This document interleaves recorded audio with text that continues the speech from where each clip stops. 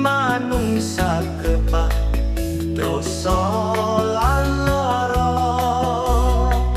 Gusti Yesus rawuh kanthi tresna ngorbanake kesange kang suci.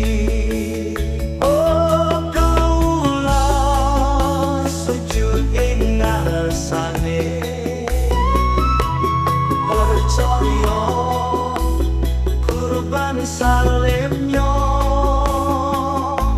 Sang Kristus nebus dosaku,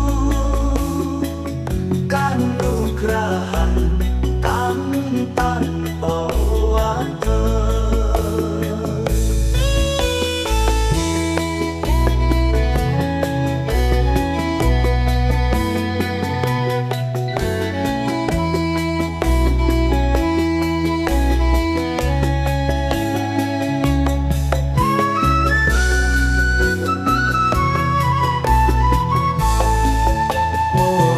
Ora ana tresna kang luwih agung saka Gusti kang mati marga kita.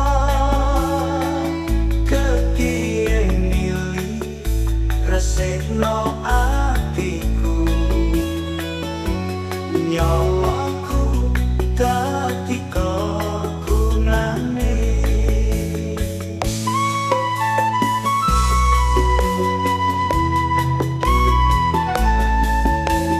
Oh kaula sujud ing ngarsane